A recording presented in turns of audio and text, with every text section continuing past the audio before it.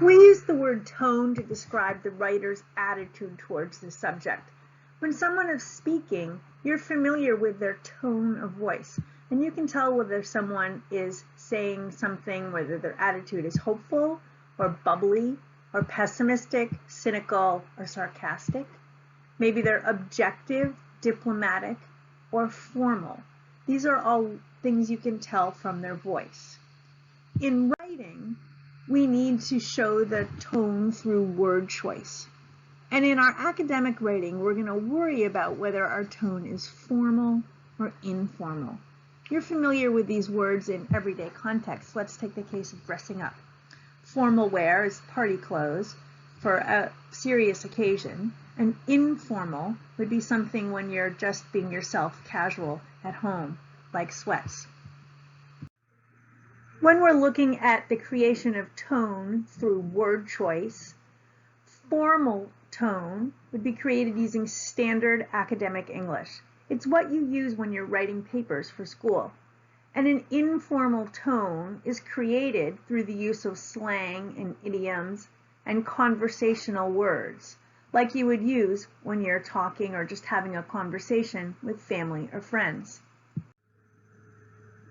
You should avoid using informal language in an academic essay. You want to avoid these types of language: slang, idioms, conversational words, things that you would say in speech but would write differently, imprecise words, and contractions. Here are some examples of what words you'd like to avoid. Let's practice.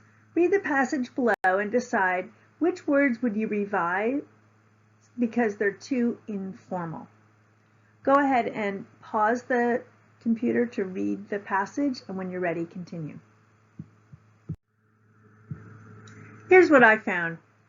I would take out words like tons of, way, and stuff, bunch of things, way, and really cool.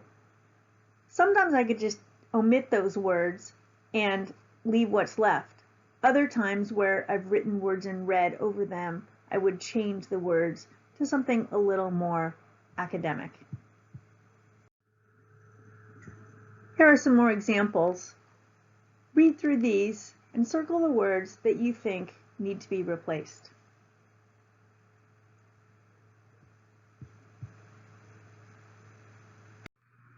In the upper left corner, we should change things to something more specific, whatever that rats can help with their sense of smell. What are those words?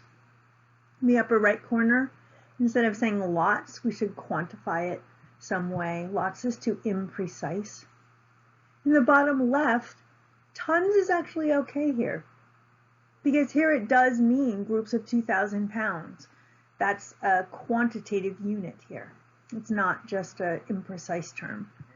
And in the bottom right-hand side, way just needs to go away. That's not even a grammatical construction. Saying they can detect tuberculosis in patients faster than humans could is perfectly good without the word way.